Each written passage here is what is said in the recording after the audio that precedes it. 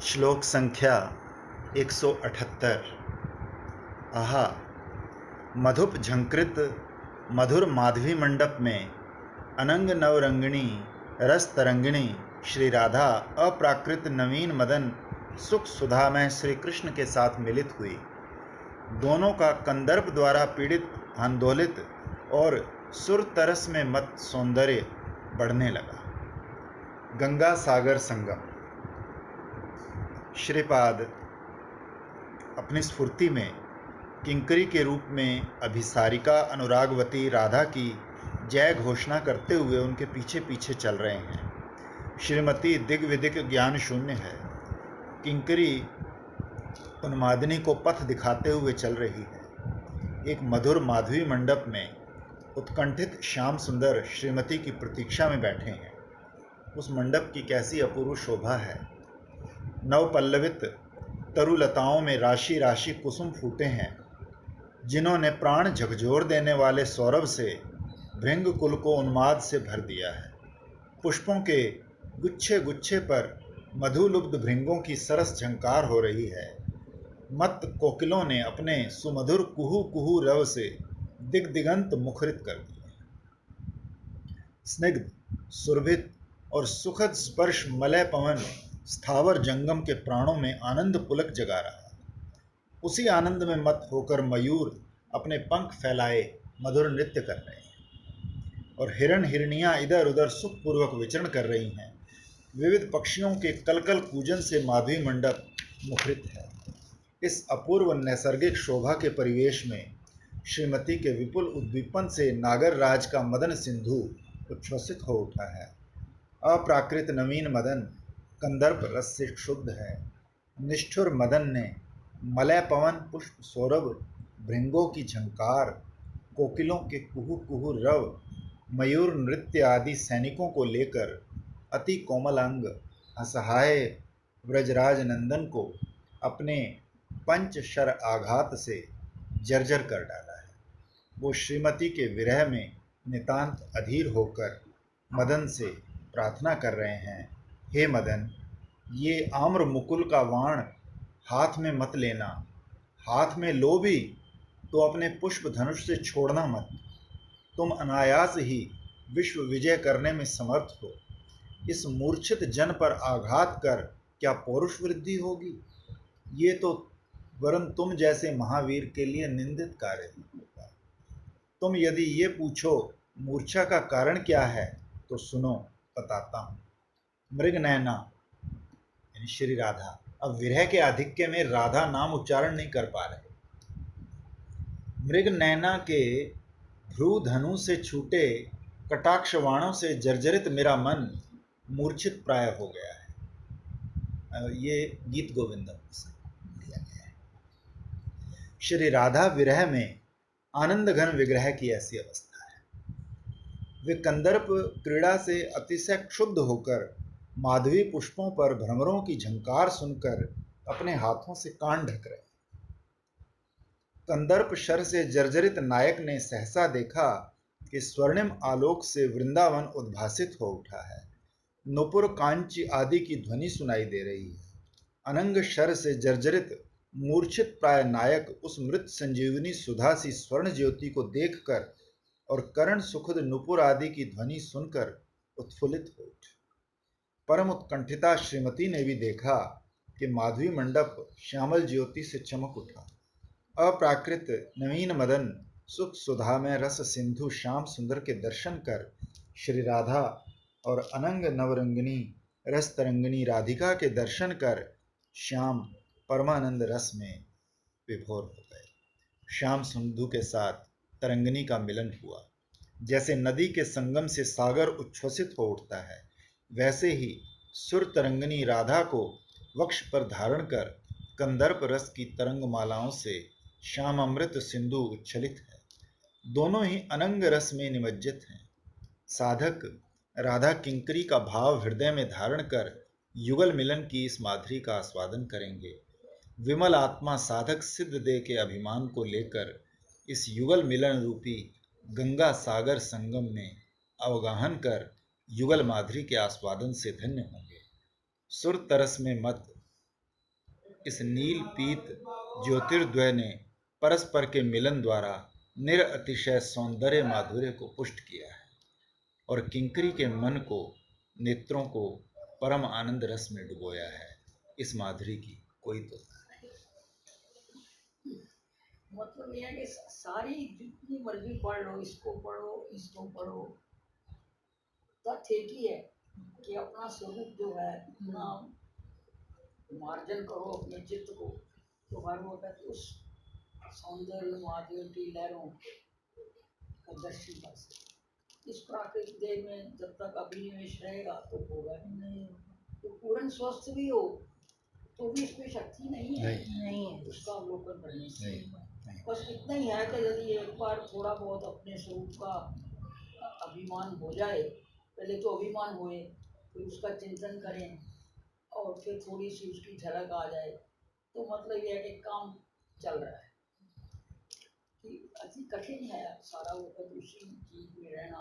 हाँ, मैं यही बात दीदी है ना, कल वहाँ पर भी महाराज जी ने भी बात की थी, कृपा के बिना कहते हैं अनंत अनंत जन्म तक भी अपने बल पर, अपनी साधना के बल पर, अपने पौरुष के बल पर कुछ भी करते रहो, कहते हैं वो हो सकता है कहीं 0.111 कोई हो परसेंटेज, लेकिन उसमें भी नहीं उसमें भी लास्ट निश्चित यही है कि नहीं ही होगा। और कृपा के बल पर कंफर्म है कि होगा। मतलब यह कि भरोसा तो कृपा का ही रखना है, पर अपनी तरफ से कोशिश नहीं छोड़नी।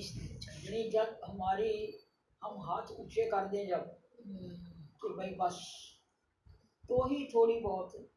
इसीलिए अधिकांश आप देखोगे साधकों की और भक्तों की जीवनी में जो आकर मरने का संकल्प लेके ही जब बैठते हैं तभी जाके कुछ थोड़ी बहुत, यानी इतनी निराशा हो जाए, इतनी हो जाए कि अब इसके बिना गुजारा नहीं। मतलब ये है कि हम दो चीज हैं, एक जीव बुद्धि हमारी और एक इष्ट है।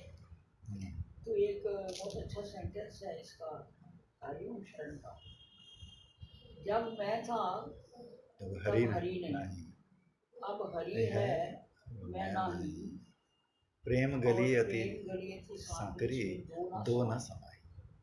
तेरे ख्याल में मैं ऐसा मग्न खोया रहता हूँ कि तुझे ना पाके भी सतत हृदय में पाए रहता हूँ।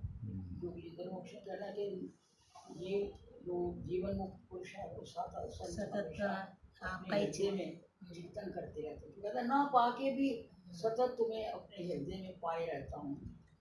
मैं कहाँ हूँ, क्या हूँ, कौन हूँ, ये भी भुलाए रहता हूँ, और कभी तो आओगे इस विचार से तेरी राह में आंखें खिलाए पलकें बिछाए रहता है। तो मतलब ये स्थिति होनी चाहिए, तभी जाके थोड़ा बहुत हो, क्योंकि जितना जितना वो नजदीक आएगा उतना उतना हम नहीं रहेंगे। ये मैंने अपने बहुत सालों के अनुभव से देखा है कि जितना जितना हम मरते जाएंगे कि जैसे हम है ही नहीं। तो बड़ी हैरानी की बात तो ये है कि मरते मरते भी हमारे मनों में जीव बुद्धि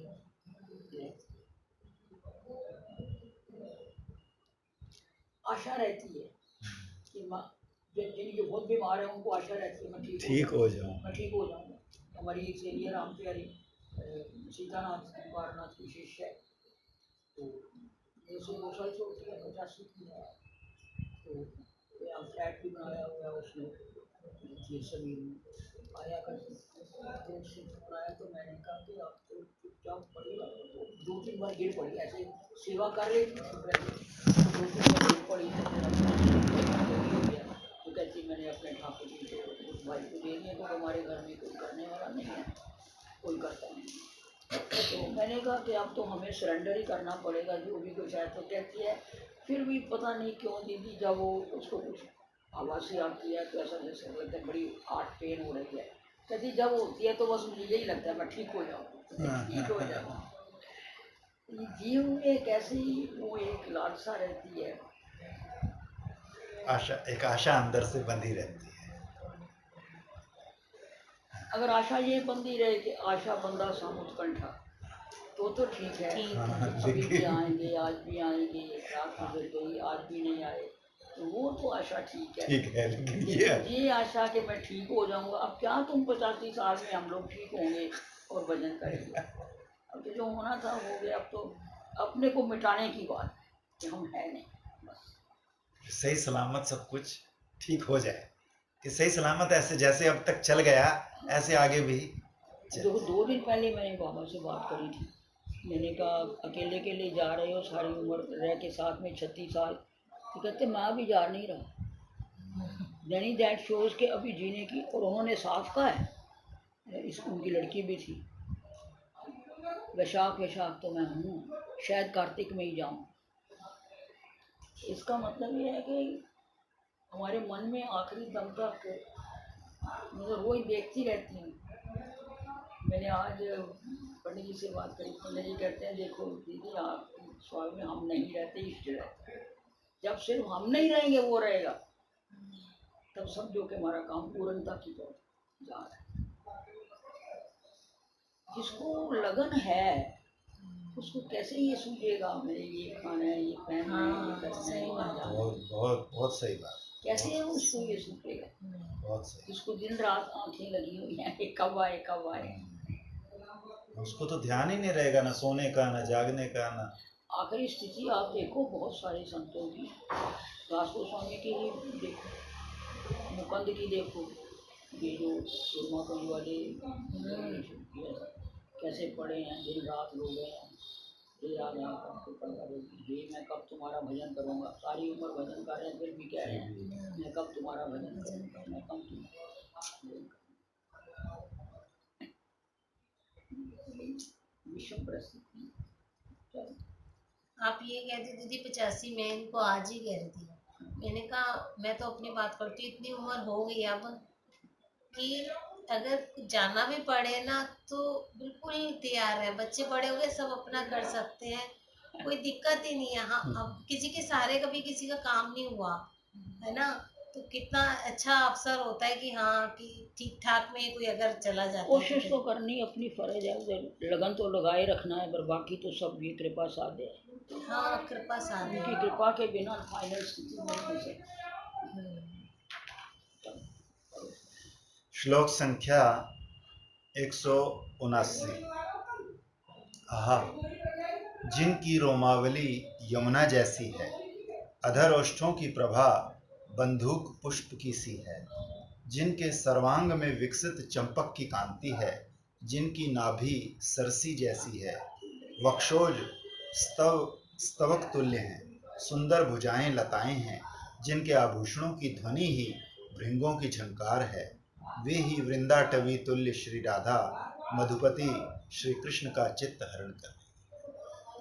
वृंदाटवी श्री राधा।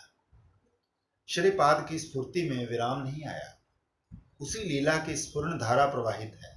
श्रीपाद ने किंकरी के रूप में माधवी कुंज में श्री राधा माधव की मिलन माधुरी का आस्वादन किया है। श्री युगल के रति क्रीड़ा विलास के अंत में उन्हें वीजन, जलदान, तांबुलदान आदि सेवाओं का सौभाग्य भी प्राप्त हुआ है। भाग्यवती दासी किंचित विश्राम करने के पश्चात श्री युगल वन की वासंती शोभा देख रहे हैं। मदन ने वासंती शोभा की सहायता से अपने पंच शर से श्री कृष्ण के मन को राधा विरह में जर्जरित कर दिया था। अब वे ही कृष्ण राधा रानी को प्राप्त कर कोटि मनमथ मोहन रूप से वृंदावन की शोभा माधुरी का आस्वादन कर रहे हैं। श्री राधा श्याम परस्पर आलिंगित अवस्था में चंद्रिका में झिलमिलाते वृंदावन की वासंती शोभा दर्शन करते घूम रहे हैं। उस युगल माधुरी के दर्शन कर स्थावर जंगम पुलकित हैं। किंकरी छाया की तरह युगल सेवा में निरत है। विस्फूर्ति में प्रत्यक्ष जैसा ही निबिड़ आस्वादन, स्मरणगत आस्वादन भी कम नहीं। साधन भक्ति मार्जित निर्मल मन में स्मरण के समय लीला का अनुभव प्रत्यक्ष जैसा ही होता है। स्मरणनिष्ठ साधक युगल के मृदुमंद हास्य, सुस्निग्ध नील पीत कांति, उनके अंग प्रत्यंग के निरुपम लावण्य के दर्शन का आभास पाकर अपनी अविरल अश्रुधारा से धरातल सिक्त कर देती है। दीदी इसमें जैसे आया है, हमेशा आता है कि जो मंजरियाँ होती है वो सेवा परायण है, हमेशा छाया की तरह पीछे चल रही है। तो आप कहते हो ना कि हमें भार इस देह में रहकर हमेशा, कैसे आप कहते हो हमेशा रहेगा, तो भारी भी देखा जाए, मतलब मैं आपका देख रही हूँ कि हमेशा सेवा, सबकी सेवा। वो जब तो फिर अंदर बाहर तो एक ही हो बात ये गया ना। है कि जब इष्ट का स्वरूप ज़्यादा चिंतन में रहता है तो फिर दूसरे स्वरूपों में भी ये लगता है, क्योंकि पहले एक गाना सो अनन्य जानो हनुमंत जाकी मति आसना कर, मैं सेवक सचराचर रूप स्वामी भगवान, कि इनके सब में सत्ता मेरे इष्ट की है, इसलिए अंतर बाहर एक हो जाता है। लेकिन तो भी ये विचार होते हुए भी और भारी शरीर से उनकी सेवा कामना करते हुए भी जो साक्षात दर्शन की लालसा है वो कहीं ना कहीं बनी रहती है। हाँ, ये तो है। भाव से हम देखो सूर्य जी को भी निहारो तो कितनी उल्लास होता है, कभी कभी आंखें कैसी होती हैं, हंसती है, वो भी साक्षात दर्शन की जो लालसा है वो तो बनी फिर आज एक बार मरने से पहले दिख जाए वो बनी रहती, क्योंकि उसका कोई तुलना नहीं।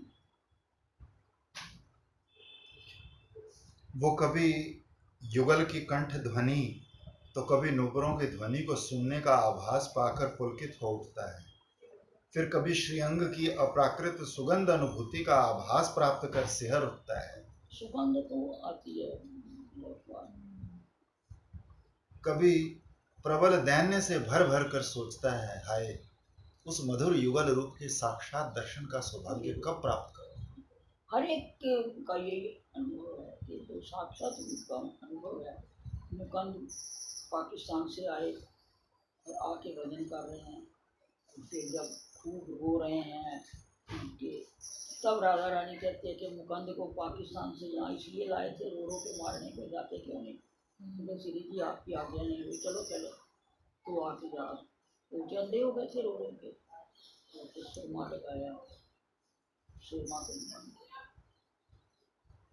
तो दीदी जो इतना भजन निष्ठ होते हैं उनको साक्षात, हर किसी को साक्षात दर्शन होता है। जी जो जितना इतना भजन निष्ठ होते हैं हाँ, तो उनको सभी को साक्षात दर्शन होते हैं। आभास तो होता ही है हाँ, किसी न किसी रूप में, चाहे स्वरूप का दर्शन, देखो स्वरूप का दर्शन होने के बाद भजन पक्का हो जाता है, इतना तो मैं कह सकती हूँ आपको। बाकी साक्षात दर्शन हमको तो हुए नहीं, ना जानते, छदम रूप में एक दो तीन बार जरूर हमको है। हमारे गुरु जी को इतनी अवस्था में कोई पूछता था, बाबा आपको साक्षात्कार हुआ, तो कहते थे प्रयास कर रहा हूँ, हालांकि उनको तो हुए ही थे सेवा कुंज में। हाँ,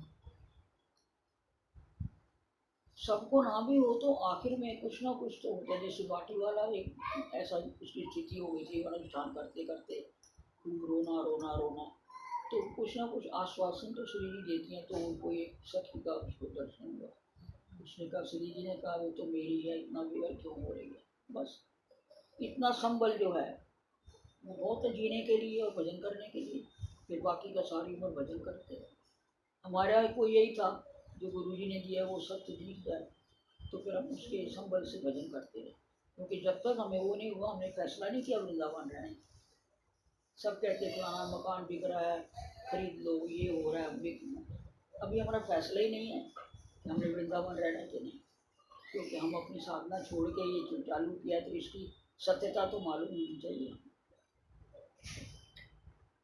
तो जब एकदम हम कमर कस लेते हैं कि ये होना ही चाहिए, तो उसी के लिए दिन रात रोना, कहाँ दिन कहाँ रात, कोई दूसरी बात नहीं है। तो लगने के लिए ये पहली अवस्था है कि कोई संबल मिल जाए कि भाई हम यही उपासना दिन रात करनी है, वो भी जोर से करनी है, थोड़ा संबल मिल जाए तो फिर ढीले नहीं होना, फिर करते रहेंगे, आखिर में जाके फिर वही स्थिति होगी जो उस वक्त। अब मेरे को मालूम है ये बात, तो फिर 24 घंटे कोई बात नहीं।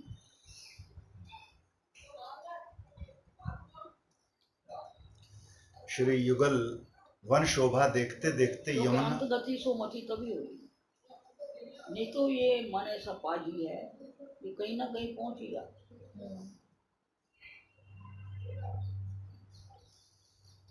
उस स्थिति का आप जैसे लोगों के लिए जितना भी जरूरी है दृष्टि निपटा के, उस स्थिति हमारे लिए तो आसान काम है, क्योंकि हमारे कोई है ही नहीं। लेकिन फिर भी देख लो, ये पंडित जी हैं, कितना अनुभव है, आसन लग गया, मंत्र मिल गया, दर्शन हो गए गुरु जी के, तो ये गौशाला बनानी है। अभी कह रहे गौशाला बनानी है, तो मैंने गोपी बोला कि सेवा ही करनी है तो हम तुम्हें जगह दे देते हैं। नहीं, बात गए तो उसने मुझे बताया, मैं तो अपनी गौशाला बनाने के चक्कर में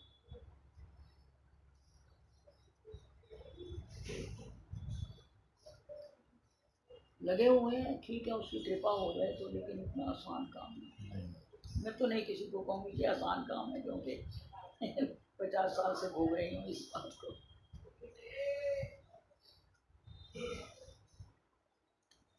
श्री युगल वन शोभा देखते देखते यमुना तट पर वसंती चंद्रिका में झिलमिलाती एक मणिमय वेदी पर जा बैठते हैं। परस्पर की रूप माधुरी पर दोनों ही मुग्ध हैं।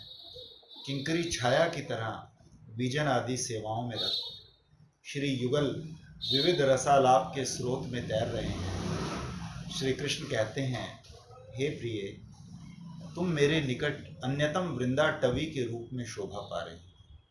तुम्हारे श्री अंग की रोमावली ही मानो सूर्य तनया यमुना है। यमुना की जल तरंगों की तरह ही तुम्हारी श्यामल रोमावली की पुलक तरंगे हैं। तुम्हारे अंग रूपी वृंदावन में तुम्हारे अधरोष्ट ही मानो मधुर बंधुक पुष्प हैं। तुम्हारी उज्जवल अंग कांति ही इस वृंदावन में चंपक पुष्पों की शोभा का विस्तार कर रही है। तुम्हारी मनोहर नाभि ही मानो सरोवर है। हे प्रिय, वृंदावन के साथ तुम्हारी तुलना करने में किसी भी उदाहरण का अभाव नहीं। तुम्हारी बाहुएं ही वसंत की नव लतिकाएं हैं और विपल पुष्प स्तबक फूलों के गुच्छों की तरह तुम्हारा स्तनमंडल शोभा पा रहा है। तुम्हारे भूषणों का सिंजन ही भ्रमरों की झंकार है। हे प्रिय, मैंने वृंदावन भ्रमण कर देख लिया। तुम्हारी देह में समस्त शोभा समर्पित कर वृंदाटवी धन्य हो गई।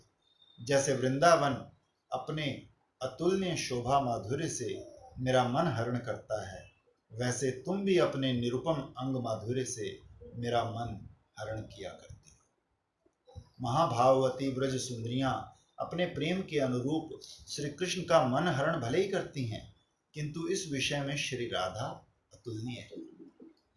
महाकवि श्री कर्णपुर ने लिखा है, गोप बालाओं में एक कन्या श्री राधिका नाम से परिचित है।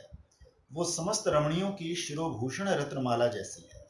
जैसे काव्य में शैली विशेष, माधुर्य, ओज, प्रसाद आदि सभी गुणों से संपन्न, सभी प्रकार के अलंकारों से युक्त, रस भाव योग से समृद्ध होती है, वैसे ही ये कन्या भी माधुर्य, ओज, प्रसाद आदि गुणों से युक्त, सर्व अलंकार भूषित और रस भाव समृद्ध है। ये प्रेम उद्यान जगह जगह गोविंद लीलामृत में तुलना दी हुई है ना, शुरू के साथ सारे वृंदा की। हाँ, दोपहर में जो हाँ, दोपहर दोपहर में भी है, बाद में भी है।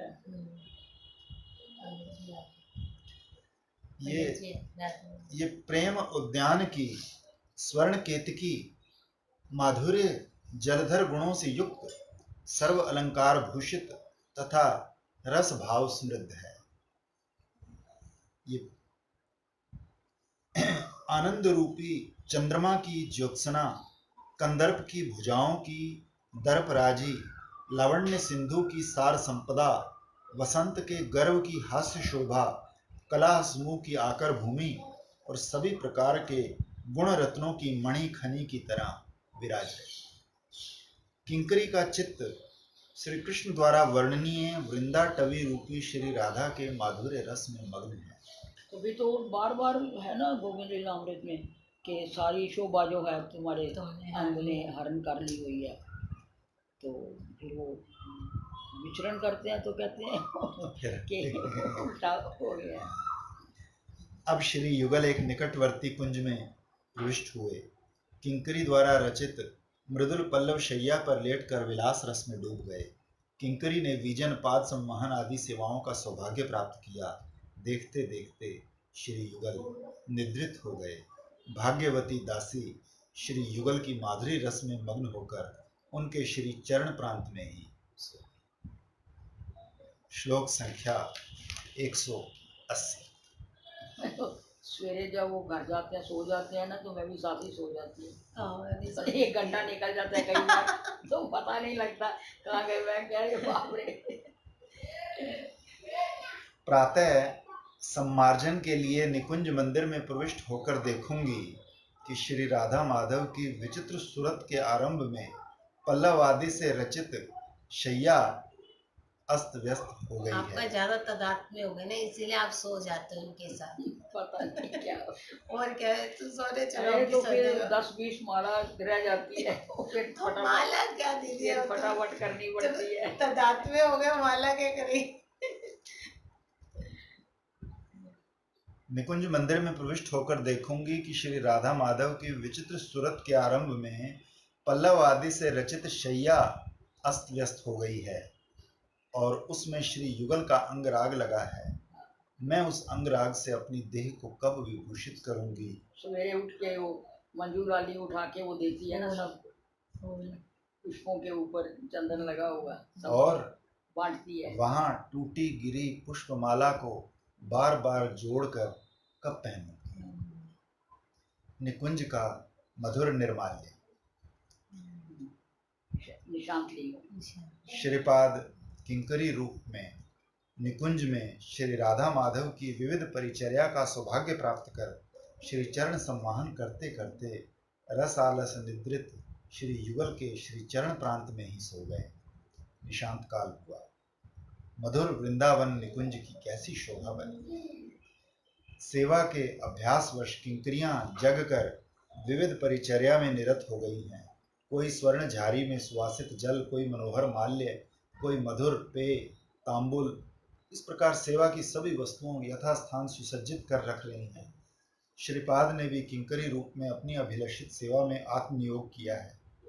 सवेरे जब थाली लगाओ ना निशांत की, तो यही चिंतन करना चाहिए ना कि भाई हमने ये किया वो किया। ये मधुर प्रणय भरा सेवा रस का राज्य है। प्रणयी माला बनाओ, चंदन घिसो, जैसे ऐसे चंदन घिसो, फूल रखो, तुलसी और धूप दीप नैवेद्य सब करो, मार्जन करो आगे, और महाप्रभु की लीला में की आसन बिछाओ, सब वही फूल दीप तो नैवेद्य। ये सब जो है और क्या है। पहले मानसी करो फिर राजसी करो, सारा दिन यही तो करना हमको और करना है। प्रणयी युगल की सेवा परायणा किंकरियां सभी प्रणय रस की ही मूर्तियां हैं।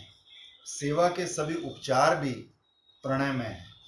साधक को अपने राधा दासी वाले अभिमान को लेकर इन नित्य सिद्ध मंजरियों के चरणों में ही इस प्रणय भरे दास्य के लिए प्रार्थना करनी होगी।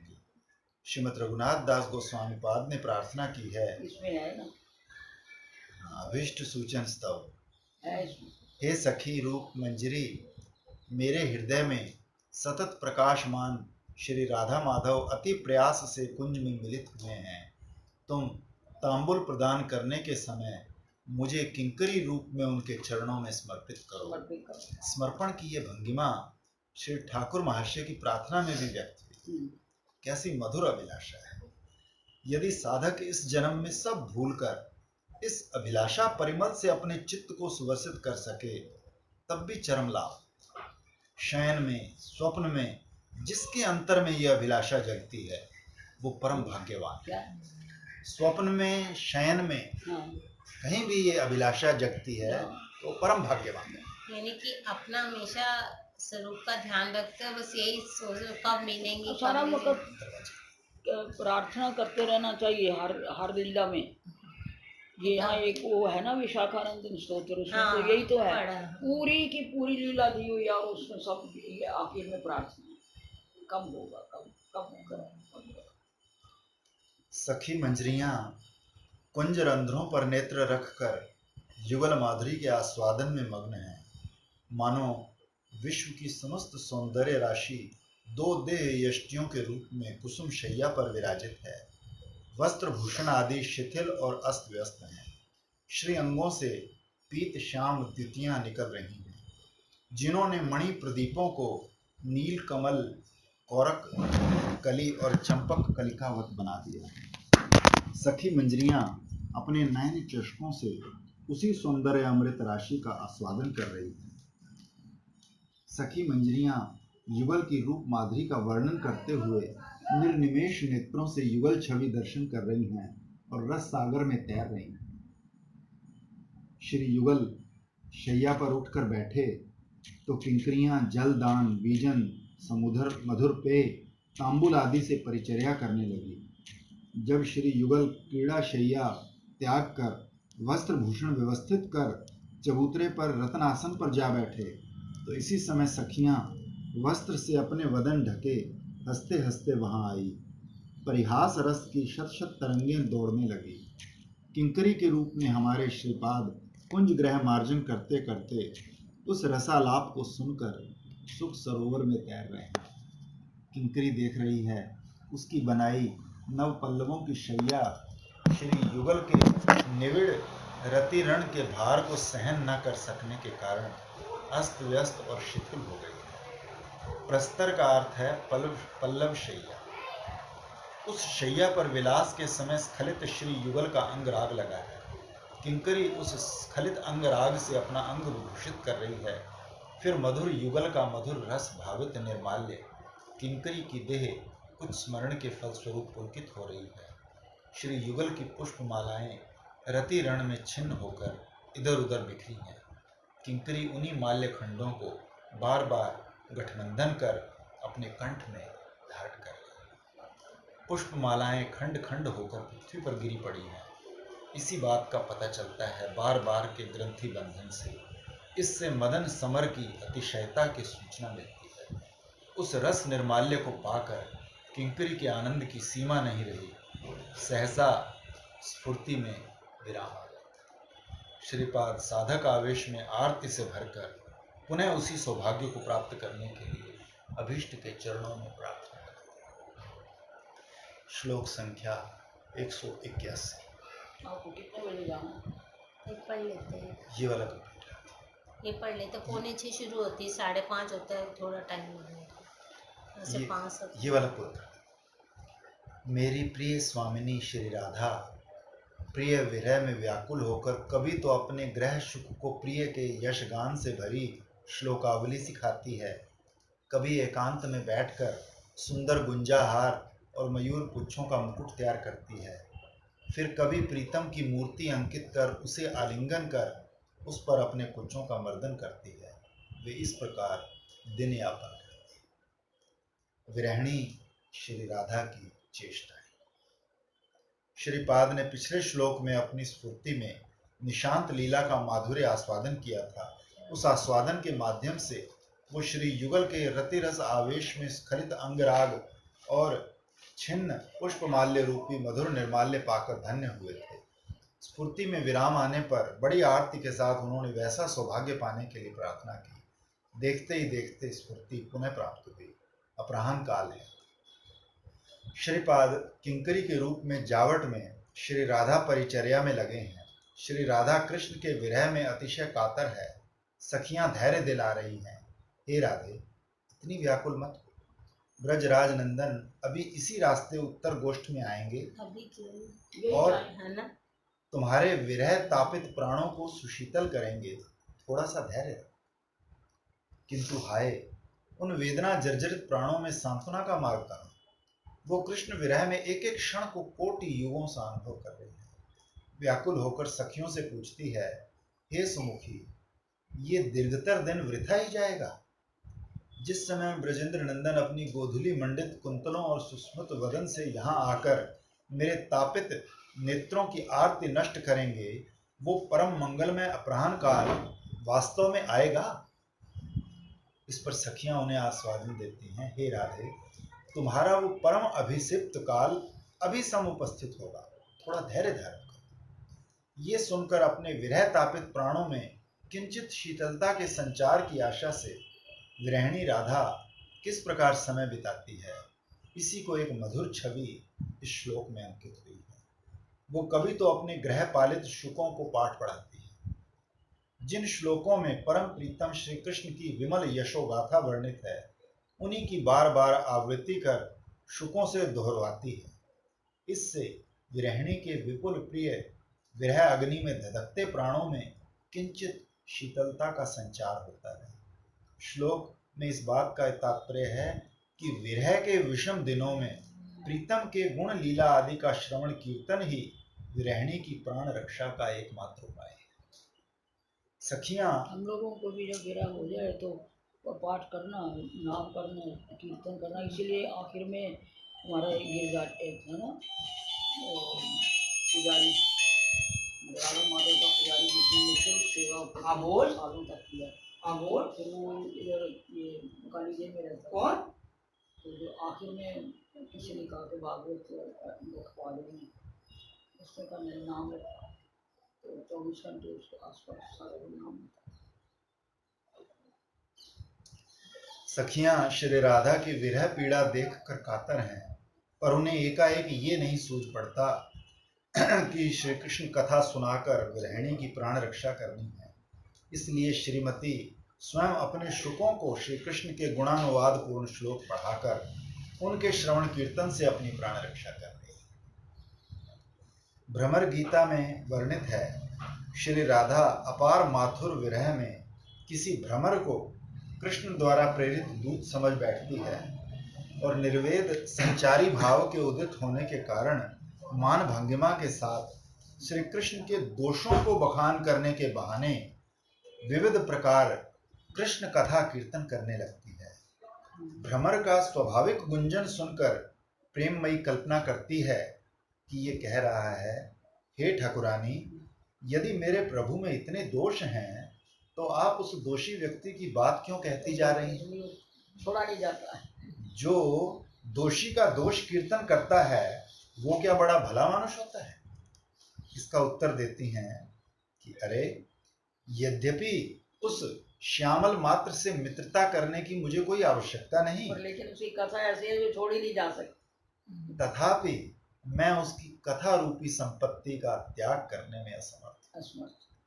तेरा मित्र जब व्रज में था तो सभी के मुख से उसकी बातें सुनने में आती थी, अब उसके विरह में सब फूट फूट कर रो रहे हैं, तभी मैं विरह तापित प्राणों की रक्षा के लिए स्वयं ही उसकी बातें कर रही हूँ। सब कुछ छोड़ा जा सकता है, यहाँ तक कि तेरे बंधु का भी त्याग किया जा सकता है, पर उसकी कथा का त्याग करना संभव नहीं।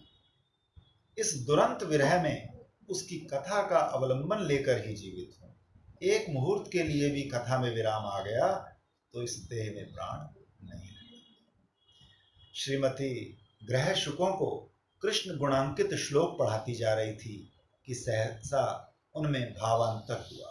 सोचने लगती है कि हाय, प्रीतम की सेवा को भूलकर मैं हतभागिनी प्रिय विरह में अपने सुख में जीवन धारण करने की चेष्टा कर रही हूँ। ये भाव आता है जब बहुत विरह होती है, रोना आता है ना, तो एक अंदर से आवाज आती है, रोने से क्या फायदा है, सेवा करो, सेवा का मौका है, सेवा तो निकली जा रही है और तुम रो रहे हो। जैसे दारुक ने पंखा जलते हुए अश्रु आए तो पंखा बंद हो गया, तो उसने उसको नहीं धिकारा, ऐसे आंसुओं का क्या फायदा है। ये सोचकर अब वो किंकरी से कहकर गुंजा और मयूर पुच्छ मंगवाकर प्रीतम के लिए अति सुंदर हार और मुकुट तैयार कर रही है। इन प्रिय द्रव्यों से प्रीतम की सेवा होगी और इससे उन्हें आनंद प्राप्त होगा, ये जानकर श्रीमती के विरह तापित प्राणों में शीतलता का संचार हुआ है। फिर कभी जब इसमें एक चिंतन के समय एक भाव जोड़ लेना चाहिए कि जैसे तुम एक क्षण काल उसके बिना नहीं रह सकती और तुम विरह में तड़पती हो, ऐसे हम तुम्हारी विरह में तड़प रहे हैं, इसलिए हमारा भी ख्याल सोचो। बजाय इसके कि वो तो ठाकुर जी का स्वरूप कह रही है ना, इसके सोने में चंद्रनी बने के कपाट हैं, कपूर हैं, ये है। तो उस वक्त श्री जी का स्वरूप चिंतन करके हम लोगों को ये बोलना चाहिए उसको कि जैसे तुम विरह में तड़प रही हो, हम भी सारी तेरी तरह से तड़प रहे हैं। यानी कि ये बिल्कुल अपना श्री जी की तरफ करके वैसा मेरा है। तो बातचीत हो जाती है ना कि भाई हम इससे बातचीत कर रहे हैं, गिला दे रहे हैं। श्रीमती इस विरह काल को ऐसी विविध भाव व्यवश्यपूर्ण चेष्टाओं में व्यतीत कर रही है। श्रीपाद किंकरी रूप में उनकी परिचर्या में निरत हैं और उनकी इस भाव विवशता को देखकर अतिशय अधीर हो उठते हैं। कारण श्रीमती उनकी प्रिय स्वामिनी, कोटि प्राण प्रिय श्रीमती का विरह दुख उनकी सखी मंजरियों को अतिशय असहनीय यंत्रणादायक होता है।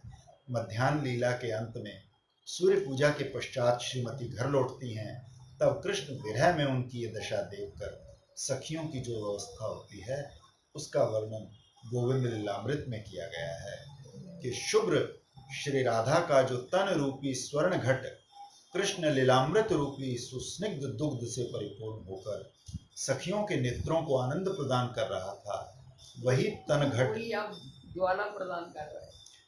अब कृष्ण विरह विष से विवर्ण होकर विरस भाव से भरा होने के कारण सखियों के चक्षुओं को संताप देने लगा। श्रीपाद कोटि प्राणों से भी अधिक प्रिय अपनी स्वामिनी की विरह अवस्था से अतिशय कातर होकर ही प्रिय स्वामिनी कह रहे हैं, इसलिए नहीं कि श्री राधा की ये दशा उन्हें अभिप्रेत है। श्रीपाद की स्फुरण धारा यथावत प्रवाहित।